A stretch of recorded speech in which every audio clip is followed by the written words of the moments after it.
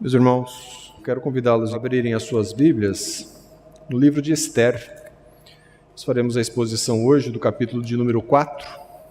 Esther, capítulo de número 4. Nós faremos a leitura do capítulo no decorrer da exposição, são 17 versículos, e conforme nós formos fazendo a exposição, nós faremos a leitura. Vamos pedir a bênção do nosso Deus, a iluminação do Espírito Santo sobre as nossas vidas para esse momento. Senhor, nós suplicamos a Tua graça neste momento, Pai. Somos agradecidos porque podemos desfrutar do momento de louvor e de adoração ao Teu santo nome.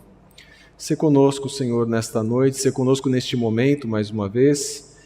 Ajuda-nos, ó Deus, a compreender a Tua palavra, que o Teu santo e bendito Espírito ilumine os nossos corações e as nossas mentes. Abra o nosso entendimento, para que nós possamos contemplar a Tua grandeza, contemplar a Tua majestade, e assim possamos dar honra e glória ao Teu nome. E com a Tua palavra nos nossos corações, na nossa mente, possamos vivê-la, e assim também dar glórias ao Teu nome, por meio de um viver digno daqueles que foram chamados conforme esta palavra. Nos ajuda, Pai. É o nosso pedido que fazemos em nome de Jesus. Amém. Meus irmãos, vocês já sentiram aquela alegria de estar numa determinada situação em que todos os aparentes obstáculos, as aparentes adversidades parecem ter sido superadas? Sabe aquele momento em que você, depois de ter passado por tantos momentos de dificuldades, de obstáculos, de repente parece que todos eles foram superados. E você então parece desfrutar de um momento tão abençoado, de momentos tão felizes, onde tudo aquilo que talvez tenha trazido sofrimento, dor, preocupação, ansiedade, parece que finalmente ficou para trás. Pode ter sido aquele momento no seu trabalho em que você, depois de ter enfrentado tantas dificuldades, tantas perseguições, depois de muitas lutas, você então percebe que a situação foi convertida numa situação de paz, numa situação de reconhecimento pelo seu esforço e por aquilo que você faz. Que bom é sentir isso, que bom é desfrutar desse momento. Pode ter sido talvez um momento de perseguição injusta, onde quer que você tenha passado isso, e depois dessa perseguição cessar, isso traz então aquela sensação de segurança, de alívio, de regozijo. Ou talvez aquele momento de satisfação depois de muitos e muitos meses se preparando para alguma coisa muito importante na sua vida, fosse um concurso, fosse uma situação no âmbito familiar, e aí, de repente, você se vê abençoado pela conquista daquilo que durante tanto tempo você buscou, você almejou. Momentos como esses, eles refletem um desejo, o desejo de que esse momento seja perpetuado. Já passou por isso? Um momento de que, o desejo de que aquele momento não termine nunca mais. Que o momento que o precedeu de perseguição, de dificuldade, de obstáculo, que ele não volte mais. E que você então desfrute o máximo de tempo possível das bênçãos que agora você aproveita. As nossas ações, quando nós estamos vivendo um momento como esse, elas passam a seguir um certo modelo. É tão bom desfrutar desse momento, que as nossas ações naturalmente passam a seguir um certo padrão. A gente começa a fazer de tudo para que a gente nunca mais volte a ter aquele estresse. A gente parece querer preservar esse momento novo e tentar, com todas as nossas forças, impedir que o momento anterior reapareça de novo nas nossas vidas. O capítulo 4 do livro de Esther, ele nos apresenta uma situação, um momento bastante crítico da narrativa do livro de Esther. O conhecimento que Esther passa a ter a respeito do edito do rei, que decreta uma data de morte para todos os judeus, esse conhecimento chega até Esther, E nesse momento, ela se vê então perturbada. Ela que vivia na corte, que vivia no palácio, vivia assim no exílio, mas tudo estava indo tão bem aparentemente. Parece que as coisas estavam se acertando. Mas ela agora se vê diante de uma situação em que é requerido dela uma decisão. O que fazer? O que fazer agora? Correr o risco de perder a segurança presente, desfrutada pela nova rainha? E a possibilidade de perder uma posição tão nobre como ela alcançou, em meio a tantas outras candidatas? Morrer por apresentar-se diante do rei sem o seu consentimento prévio? Morrer por se declarar judia e estar sujeita à pena de morte imposta pelo próprio rei? O que fazer? O narrador descreve, então, no decorrer desse capítulo, a tensão pela qual passa a rainha Esther diante daquelas atuais circunstâncias, que não só ameaçam a vida de todos os judeus, mas também tudo o que parece que Esther tinha conquistado até aquele momento. É diante desse cenário que Mordecai vai fazer um desafio para Esther, e é o desafio que todos nós temos diante das nossas dificuldades, diante das circunstâncias más e diante daquelas circunstâncias que parecem tão boas, das quais a gente não quer mais abrir mão das nossas vidas. O desafio é: viva uma vida que reflita quem você diz ser.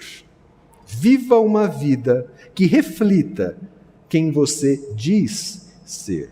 Esse é o desafio que nós, cristãos, cidadãos dos céus, precisamos enfrentar enquanto somos peregrinos nessa terra. E quando nós pensamos nesses desafios, nós percebemos que, à luz do texto de Esther 4, há 3 aspectos que se apresentam diante desse desafio e que servem para a nossa reflexão. O primeiro aspecto desse desafio é que a consciência da nossa condenação iminente nos dá perfeita clareza da nossa condição. É curioso isso, né? Quando nós estamos diante de uma condenação iminente que está prestes a acontecer, isso nos dá clareza da nossa condição. Os primeiros versículos de 1 a 3 vão nos mostrar isso, não é? Vamos ler então os primeiros 3 versículos. Quando soube Mordecai tudo quanto se havia passado, rasgou as suas vestes e se cobriu de pano de saco e de cinza, e saindo pela cidade, clamou com grande e amargo clamor. E chegou até a porta do rei, porque ninguém vestido de pano de saco podia entrar pelas portas do rei. Em todas as províncias aonde chegava a palavra do rei e a sua lei, havia entre os judeus grande luto, com jejum e choro e lamentação. E muitos se deitavam em pano de saco e em cinza. Meus irmãos, o capítulo de número 4, aqui especificamente aqui o versículo de número 3, ele nos apresenta 4 tipos de aflição que sobrevêm aos judeus, em especial aqui a Mordecai. Mordecai então soube de tudo aquilo que constava no decreto do rei, e ele então se apresenta ali à porta do rei, sem contudo poder entrar no palácio do rei sem ter sido chamado, e até porque ele não estava vestido adequadamente para isso. Mas ele então, o texto nos diz que ele passa por luto, jejum, choro e lamentação. Quando chegar no capítulo 8, 4 novas sensações, 4 novos sentimentos vão ser perceptíveis. Mas agora, essas são as aflições que estão sobre Mordecai e, de maneira geral, sobre todo o povo de Deus. O texto diz que muitos estavam deitados em pano de saco e cinza. E essa é uma expressão comum, recorrente no Antigo Testamento principalmente, mas que pouco diz para nós aqui, né, pessoas do século 21. Em vários momentos do Antigo Testamento a gente vê essa expressão. De maneira geral, acredita-se que esses tipos de vestimento eram compostos por um pano grosseiro usado para armazenar cereais. Algo, portanto, que nada tinha de nobre, mas uma vestimenta que não era uma vestimenta, mas era usada como tal para mostrar exatamente a humilhação, a simplicidade daquilo, a grosseria daquele tipo de vestimenta. Era usado, portanto, por pessoas enlutadas, entristecidas, que estavam se humilhando por algum motivo. Em geral, essa condição era uma condição de lamento. Aliás, lamento é outra coisa bastante presente na Escritura. Há salmos, muitos salmos de lamento, né? Nós vemos aqui uma descrição de um profundo momento de lamento. Há um comentarista chamado Carpenter que ele fala o seguinte a respeito do uso de panos de sacos. Era prática de usar panos de saco e cinzas com o jejum, de modo que isso era um processo ritual para a lamentação e a busca de misericórdia do Senhor. Então é uma expressão de lamento usar panos de sacos e cobrir-se com cinzas. Algo que para nós é uma expressão distante daquelas que nós estamos acostumados a expressar tristeza, não é? Nós expressamos tristeza de outras maneiras, mas ali, naquele momento, essa era a expressão de lamento, de tristeza. E por que isso? Porque eles estão diante de um decreto do rei que é irrevogável.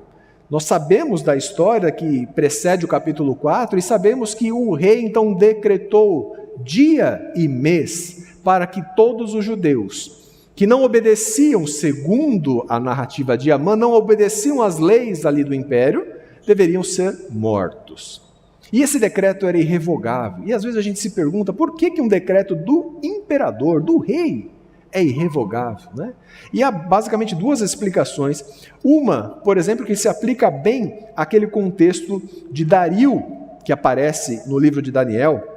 Dario o Medo, ele era um governador, uma espécie de governador sob o poder de Ciro o Grande.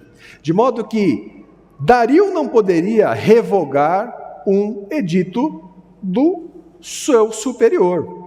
Mas parece que essa não era a situação. Parece que a situação aqui, há um outro comentarista que diz o seguinte: o império ficou tão restrito à sua própria burocracia que ele mesmo se via impedido de governar adequadamente.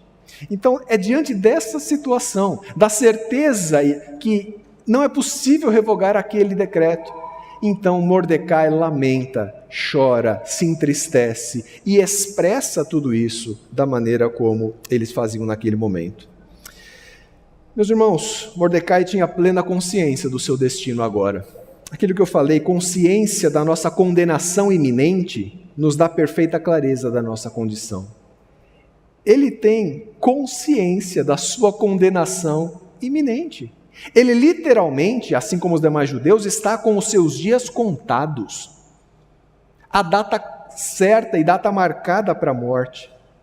Nós temos aqui um ponto de contato com Mordecai e nós. Quando nós nos damos conta da nossa situação causada como pecado, por conta do pecado, como ofensa a Deus.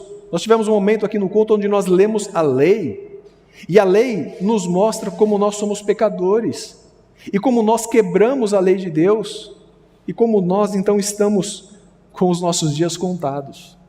A diferença é que nós não temos a data anunciada, mas o pecado nos faz ter consciência de que nós merecemos a morte, a condenação. E quando nós nos damos conta disso, então nós temos clareza da nossa condição, de que nós somos necessitados de misericórdia. Mordecai foi parar na porta do palácio para ver se de alguma forma ele poderia suplicar misericórdia do rei. Mas sabe qual era o problema de Mordecai? Ele não podia se apresentar diante do rei. Se há alguém que poderia livrá-lo disso, era o rei, apesar da burocracia do império. Mas ele não pode se apresentar diante do rei. O que resta a Mordecai? O que resta a um homem que se vê na condição de um pecador, diante de um Deus justo, diante de um Deus santo, e que descobre que a condenação sobre si é justa e que ele merece a condenação então do pecado, que ele merece uma eternidade de condenação? e saber que, pior, aquele que pode livrá-lo disso, você não tem acesso a ele. Você não tem condições de chegar-se a ele. A única esperança é que haja alguém que possa agir como um mediador entre Mordecai e o rei. O que nos leva ao segundo aspecto dessa narrativa, que é a falta de consciência do nosso papel, nos faz agir segundo os nossos desejos e temores. Veja, nós podemos até ter consciência da nossa condição, mas nessa condição há um papel que se espera de nós. E quando nós não temos condição, não temos consciência desse papel, nós agimos não conforme o papel que deveríamos agir, mas agimos conforme os nossos desejos e os nossos temores. E sabe o que acontece quando nós agimos assim? Nós não vamos em busca da solução definitiva para aquela situação. Nós não cumprimos o nosso papel. Nós fazemos o quê? Nós tomamos ações paliativas, ações que não são definitivas e que não resolvem o nosso problema. A gente pode perceber isso a partir do versículo 4. Então vieram as servas de Ester e os eunucos e fizeram-nas saber com o que a rainha muito se doeu, e mandou roupas para vestir a Mordecai e tirar-lhe o pano de saco. Porém, ele não as aceitou. Meus irmãos, quando Ester toma consciência de quem está na porta do palácio, que é o seu primo Mordecai que está ali, e que ele está profundamente entristecido pela realidade que está prestes, iminente a acontecer com ele e com os demais judeus, ela então se incomoda com algo. Mas você percebe que ela toma uma ação paliativa? O desejo dela é sincero, mas não é uma ação que vai resolver a situação. Ela manda roupas, porque ela vê o seu primo vestido com panos de saco, aquela vestimenta grosseira. Ela toma uma iniciativa, mas é totalmente paliativa, é totalmente insuficiente. Ela manda que levem roupas para Mordecai, como se esse fosse o problema de Mordecai. Mas o problema de alguém que está na condição de Mordecai não é a roupa. Esse é o menor dos problemas. Percebe quando a gente não toma consciência do nosso papel? A gente age com ações paliativas, que não são as que de fato precisam ser tomadas. São coisas supérfluas, temporárias, e que não vão no cerne da questão. Esther não tinha percebido ainda qual era o cerne da questão. Isso não vai resolver nada. E de fato, meus irmãos, a nossa consciência então dessa condição, dessa condenação iminente, vai nos dar clareza, né, dessa condição. Veja, quando nós oferecemos às pessoas perdidas soluções paliativas, os seus problemas não são resolvidos. Quando a igreja não cumpre o seu papel e não oferece aquilo que é dever dela oferecer e anunciar, que é o Evangelho de Cristo, quando a igreja se preocupa mais com outras coisas que não são essenciais, ela passa a agir de forma paliativa. Esther estava oferecendo algo que não ia resolver o problema de Mordecai, e que ela até agora achava que era o problema de Mordecai. Mas olha só, alguém precisou descrever o que de fato estava acontecendo para ela. Versículos de número 5 em diante. Então Esther chamou Ataque, um dos eunucos do rei, que este lhe dera para a servir, e lhe ordenou que fosse a Mordecai para saber que era aquilo e o seu motivo. Saiu, pois, Ataque à praça da cidade para encontrar-se com Mordecai à porta do rei. Mordecai lhe fez saber tudo quanto lhe tinha sucedido, como também a quantia certa de prata que Amã prometera pagar aos tesouros do rei pelo aniquilamento dos judeus. Também lhe deu o traslado do decreto escrito que se publicara em Susã para os destruir, para que o mostrasse a Esther e a fizesse saber, a fim de que fosse ter com o rei e lhe pedisse misericórdia e na sua presença lhe suplicasse pelo povo dela. Meus irmãos, olha só como agora os detalhes chegam até Esther. Detalhes que chegam a ela, como por exemplo, a propina oferecida por Amã ao rei. Amã promete entregar uma certa quantia de prata para que pudesse executar o plano que ele pediu para que o próprio rei escrevesse no seu edito. Ele a Mordecai passa então uma transcrição do próprio decreto para que chegasse às mãos da rainha e que ela tomasse conhecimento de todos os detalhes, para que ela entendesse por que Mordecai estava ali naquela condição. Se alguém não sabe o real motivo de estarmos condenados sem um Salvador, a Escritura nos lembra de detalhes e dos seus pormenores. Quando a gente apresenta a condição do homem para alguém, talvez a pessoa não entenda por que ela precisa de um Salvador. Mas a Escritura é rica em oferecer esses detalhes. A começar de Gênesis 2, quando Deus diz que de toda a árvore do jardim, aquele casal poderia comer livremente, mas da árvore do conhecimento do bem e do mal não deveriam comer, porque no dia em que dela comessem, certamente eles morreriam. Havia ali um aviso claro de condenação, de morte por conta da desobediência, ou seja, do pecado contra Deus.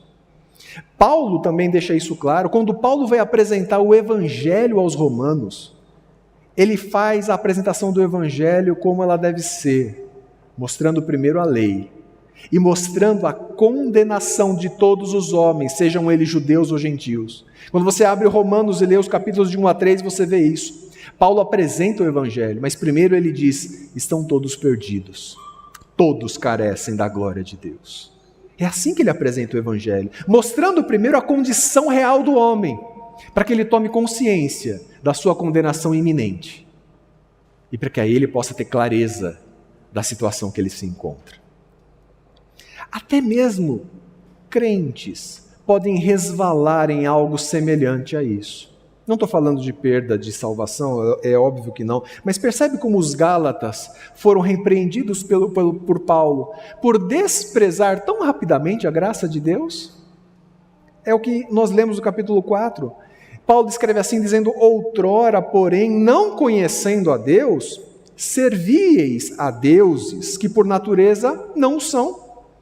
Mas agora que conheceis a Deus, ou antes, sendo conhecidos por Deus, como estáis voltando outra vez aos rudimentos fracos e pobres? De novo, quereis ainda escravizar-vos? Às vezes os cristãos desprezam a graça de Deus. Talvez fosse o que estivesse acontecendo com Esther.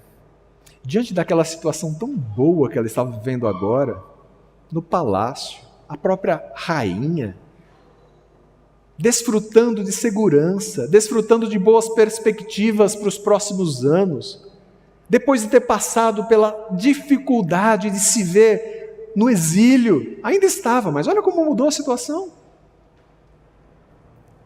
E às vezes a gente se esquece de a quem nós servimos e de quem nós dizemos, nós professamos que nós somos. Olha só como é difícil enxergar a verdadeira situação que nós estamos. Versículo 9 em diante. Tornou, pois, Ataque, fez saber a Esther as palavras de Mordecai. Então respondeu Esther a Ataque e mandou-lhe dizer a Mordecai: todos os servos do rei e o povo das províncias do rei sabem que para qualquer homem ou mulher que, sem ser chamado, entrar no pátio interior para avistar-se com o rei, não assinam uma sentença, a de morte, salvo se o rei estender para ele o cetro de ouro, para que viva. E eu, nesses 30 dias, não fui chamada para entrar ao rei. Fizeram saber a Mordecai as palavras de Esther. Percebe que quando ela toma conhecimento dos detalhes pelos quais Mordecai estava ali na porta, ela teve dificuldades de enxergar a sua verdadeira situação. Ela se coloca no centro da situação e ela fala assim: olha, mas todos os servos do rei sabem que não é permitido se apresentar diante do rei sem que ele convoque a sua presença. E eu não fui chamada nos últimos 30 dias para me apresentar em momento nenhum. Portanto, olha, até mesmo os servos das províncias. O autor de Esther muitas vezes nos deixa claro, havia 127 províncias. E ela está apelando aqui, dizendo o seguinte: olha, os servos das províncias sabem que ninguém pode se apresentar diante do rei. Mordecai, eu não posso fazer nada. Eu não posso fazer o que você está me pedindo, senão eu morro. É isso que nós sabemos. Veja, como é importante nós conhecermos a nossa real situação e o nosso papel na situação em que nós estamos. Os apóstolos, quando estavam saindo por Jerusalém e pregando o Evangelho, depois da ascensão de Cristo, eles tinham clareza da situação em que eles estavam e do papel deles. De modo que a gente vê que eles foram presos pela pregação do Evangelho. Mas depois de terem sido soltos e admoestados a não pregar mais no nome daquele que eles pregavam, eles dizem: antes importa obedecer a Deus do que aos homens. Tinham clareza da situação que estavam e tinham clareza do papel que eles deveriam desempenhar naquela situação. Mas Esther estava com dificuldades de entender o seu papel naquela situação. Porque enquanto nós não tivermos os nossos olhos abertos para a situação, para compreender a real situação, nós acabamos desviando os nossos olhos. E os nossos olhos ficam fitos em nós mesmos. Esther se preocupa com a sua situação. Esther soube que todos os seus patrícios estão condenados à morte. Seu primo, inclusive. Mas ela ainda está com os olhos fitos nela. Na sua condição, na sua provável condenação, se vier a fazer aquilo que Mordecai está pedindo. Nós precisamos ter os nossos olhos abertos, o nosso entendimento aberto. Não foi isso que aconteceu com Lídia? É claro que ali o contexto ali é de conversão, mas nós precisamos ter as nossas mentes abertas pela palavra de Deus, iluminados pelo Espírito Santo, para que nós possamos compreender a situação que nós vivemos e o nosso papel em cada uma delas. Mas a verdadeira situação de Esther vai ficar clara para ela. Versículo 13 em diante. Então lhes disse Mordecai que respondessem a Esther: não imagines que por estares na casa do rei, só tu escaparás entre os judeus. Porque se de todo te calares agora, de outra parte se levantará para os judeus socorro e livramento. Mas tu e a casa de teu pai perecereis. E quem sabe se para conjuntura como esta é que foste elevada a rainha. Esther vivia isolada agora da realidade do seu povo. Há algum tempo ela vive isolada na corte, no palácio, e não tem mais aquela ligação que ela tinha antes com o seu povo, que está ali, cativo no Império Persa. Nós lembramos da história, do povo de Deus, e lembramos que por um momento a Assíria dominou sobre Israel, levou Israel cativo. Depois a Babilônia se sobrepõe à Assíria e leva Judá para lá. E depois vem um outro império, o Império Persa, o Império Medo-Persa. E é nessa situação que ela está agora. Mas ela está isolada dessa realidade dura do povo. Aliás, vivia de fato sem se identificar com o seu povo. Ela não tinha dito que ela era judia. Aliás, fez isso por orientação de Mordecai. Quando a gente volta no capítulo 2, a gente lê: Esther não havia declarado o seu povo nem a sua linhagem, pois Mordecai lhe ordenara que não declarasse. E depois, no mesmo capítulo, de novo, Esther não havia declarado ainda a sua linhagem e o seu povo, como Mordecai lhe ordenara, porque Esther cumpria o mandado de Mordecai, como quando a criava. De modo que ela obedeceu a Mordecai, mas de alguma maneira estava bastante confortável assim, sem se identificar com aquele povo agora. Mas agora, diante da situação do seu isolamento, diante do seu distanciamento do seu povo, parece que ela começa a tomar conhecimento de que os seus privilégios podem acabar. Mordecai diz isso claramente para ela. Fica implícito na fala de Mordecai que ele cria numa solução definitiva e não paliativa, como Esther estava providenciando até aquele momento. E que essa decisão definitiva viria de Deus. não está explícito isso, né? Aliás, o livro de Esther não torna explícito o nome de Deus, mas a gente vê pelas ações a providência de Deus claramente declarada nesse livro. E o texto que nós acabamos de ler agora, esse bloco dos versículos 13 e 14, mostram que implicitamente Mordecai tem convicção, confiança de que Deus vai agir, mesmo se Esther não agir. Olha só como ele diz isso. Se de todo te calares, no versículo 14, de outra parte se levantará para os judeus socorro e livramento, mas tu e a tua casa, a casa do teu pai, perecereis. Mordecai tinha convicção de que se Esther não fizesse o seu papel, Deus haveria de providenciar socorro e livramento para os judeus de outra maneira. Mas ela sofreria as consequências da sua omissão. Fica implícito isso no texto, né?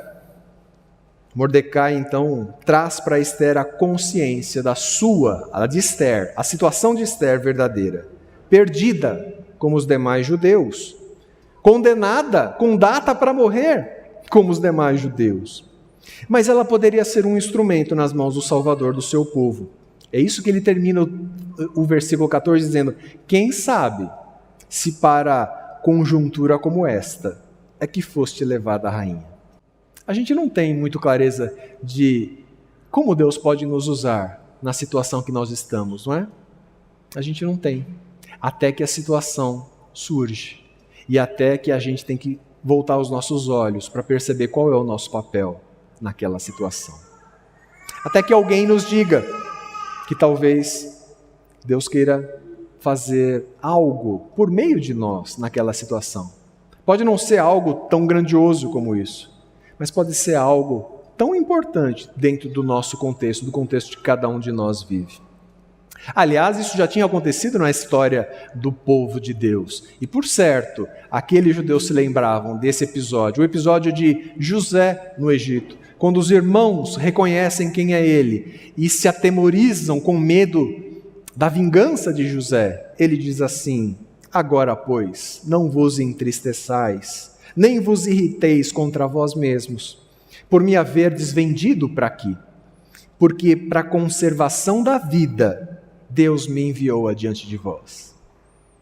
José percebeu que Deus tinha um propósito em toda aquela situação pela qual José passou. Havia algo além daquilo que ele via naquele momento, e ele cumpriu o seu papel naquela situação. E Deus foi glorificado naquele momento. O papel de Esther não era lutar e preservar o seu próprio conforto. O papel de Esther era glorificar a Deus naquela situação. Aliás, aquela pergunta que todos nós sabemos do breve catecismo, o fim principal do homem é glorificar a Deus e deleitar-se nele para sempre. Veja, Deus seria glorificado se os judeus fossem mortos. Seria. Porque o seu povo passaria por uma espécie de um sacrifício por ser fiel a Deus. Mas Deus também seria glorificado se os judeus fossem salvos. A questão é como Esther vai participar desse episódio, cumprindo o seu papel ou se negando a cumprir aquilo que Deus tinha para ela. E aí nós vamos para a nossa terceira parte, que é o resgate do nosso objetivo na vida. Isso nos faz glorificar a Deus. Primeiro vimos que a falta de consciência do nosso papel nos faz agir segundo os nossos desejos pessoais e os nossos temores. Depois vimos que a consciência da nossa condenação iminente nos dá perfeita clareza da nossa condição. Depois vimos que a falta da consciência do nosso papel nos faz agir conforme os nossos temores. E agora vemos que o resgate do nosso objetivo na vida nos faz glorificar a Deus. É o que Esther vai perceber agora, a partir do versículo 15. Então, disse Esther que respondessem a Mordecai: vai, ajunta todos os judeus que se acharem em Susã, e jejuai por mim, e não comais, nem bebais por 3 dias, nem de noite nem de dia. Eu e as minhas servas também jejuaremos. Ela decidiu andar de modo digno da vocação que ela havia sido chamada. Usando as palavras do apóstolo Paulo aqui aos Efésios. Jejum era uma prática também, geralmente associada a esse momento de tristeza. Jejum, panos de saco, cinzas, eram expressões desse mesmo momento de autoaflição. É como se alguém estivesse dizendo assim: eu sou um penitente, eu não sou forte nem poderoso. Deus, o Senhor não precisa mais me afligir. Essa era a ideia de alguém que passava pelo jejum, que se abstinha de comer e de beber. Isso era feito em algumas datas específicas. Por exemplo, o dia da expiação exigia que os judeus fizessem o seu jejum. Vários momentos de guerra, momentos de perigo iminente, os judeus jejuavam também. E normalmente era um jejum de um dia. Há alguns casos, como por exemplo no enterro de Saul, os homens jejuaram por 7 dias. No enterro do filho de Davi também, o jejum foi de 7 dias. Mas de maneira geral, era o jejum de um único dia. Aqui, Esther pede então para que todo o povo jejue por 3 dias. Não comam e não bebam nada. Panos de saco, cinza, jejum. E um quarto elemento dessa expressão de tristeza e pedido de socorro e misericórdia era a oração, a súplica a Deus, que também não está explícita aqui, mas muitas vezes a Escritura deixa clara que fazia parte desse momento, a súplica a Deus. E aí ela diz o seguinte: depois disso irei ter com o rei, ainda que é contra a lei. Se perecer, pereci. Então se foi Mordecai, e tudo fez segundo Esther lhe havia ordenado. Meus irmãos, muitas vezes nós vamos enfrentar situações parecidas com essa, onde a nossa consciência nos faz lembrar daquilo que a palavra de Deus nos diz que deve ser feito, que é o certo, que é o correto. E nós vamos nos ver ameaçados de perder conforto, perder segurança, e de talvez perder aquilo que aparentemente tínhamos conquistado. Mas é importante que nós saibamos qual é o nosso papel, o que Deus espera de nós. E Deus requer que nós façamos tudo para a glória dEle, para que Ele seja glorificado em todos os momentos e em todas as situações. Esse é o custo de seguir a Cristo. Esse é o custo do discipulado, conforme nós vemos, por exemplo, no Evangelho de Mateus. Os evangelhos sinóticos todos apresentam isso. Disse Jesus aos seus discípulos: se alguém quer vir após mim, a si mesmo se negue, tome a sua cruz e siga-me. Porquanto quem quiser salvar a sua vida, perdê-la-á. E quem perder a vida por minha causa, achá-la-á. É o custo de seguir a Cristo. É o custo que Esther percebeu que deveria pagar para isso. A história vai continuar no capítulo 5. Nós conhecemos o desfecho, mas no momento oportuno vocês poderão ter a oportunidade de meditar de maneira mais detalhada a respeito disso. Para nós fica agora o desafio de viver uma vida que reflita quem você diz que é. Quem você professa ser? É o desafio para que nós possamos viver uma vida assim. Qual é a sua atuação? Qual é a sua situação atualmente no mundo? Você está vivendo por um momento de turbulência? Ou você está passando por um momento de grande conforto? Aquele momento que você não quer nunca mais deixar de viver. Parece até que você nem é peregrino nessa terra. Não tem momentos que parece que a gente não é? Que a gente fala, se eu pudesse viver assim o resto, estava satisfeito. Parece até que a gente não é cidadão dos céus, é apenas dessa terra. Você já pensou em fazer tudo o que tiver ao seu alcance para se manter com essa satisfação? Isso já passou pela sua cabeça?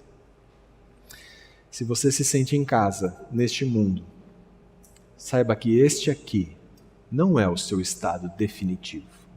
Não é. Ele é temporário e você é peregrino nessa terra. Se você não tem Cristo, saiba que sem Cristo você está perdido, condenado, por conta dos pecados que todos nós cometemos. Num mundo em que o pecado corrompeu tudo, corrompeu a justiça, corrompeu a beleza, corrompeu a harmonia, corrompeu tudo que Deus fez de bom neste mundo. Sem Cristo, a nossa condenação é certa. Temos data para sermos condenados definitivamente, porque a nossa natureza pecaminosa está em harmonia com esse mundo caído. Sem Cristo, você não pode se apresentar diante do Rei e suplicar pela misericórdia dele. Você nem deseja isso. Você precisa de um mediador que faça isso por você. Você precisa de um mediador que seja corajoso, que não se atemorize e que se apresente diante do Rei. Você precisa de um mediador que pague o preço que for para salvar a sua vida. Você precisa de um mediador que seja perfeito, que seja obediente e que esteja disposto a dar a vida própria dele em seu lugar. É disso que nós precisamos. A nossa confissão de fé fala de Cristo como mediador e apresenta ele assim num determinado trecho. Aprove a Deus em seu eterno propósito escolher e ordenar o Senhor Jesus, seu Filho unigênito, para ser o mediador entre Deus e o homem. Profeta, sacerdote e rei, o cabeça e salvador de sua igreja, o herdeiro de todas as coisas e juiz do mundo. E deu-lhe Deus de toda a eternidade um povo, para ser a sua semente e para no devido tempo ser por ele remido, chamado, justificado, santificado e glorificado. Esse é o mediador entre Deus e os homens, Jesus Cristo. Se você já está em Cristo, não despreze a graça dele. Não despreze a graça tão maravilhosa que ele tem derramado sobre a sua vida. Não se esqueça de quem ele te tornou, de quem você diz ser, discípulo, filho, seguidor, crente. Não se omita no seu papel principal na sua vida, que é glorificar a Deus. A consciência da nossa condenação iminente nos dá perfeita clareza da nossa condição. Nós precisamos disso.